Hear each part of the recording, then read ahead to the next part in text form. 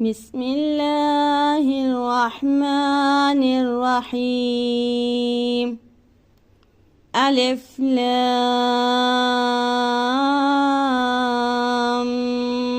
ميم. ذلك الكتاب لا ريب فيه هدى للمتقين الذين يؤمنون بالغيب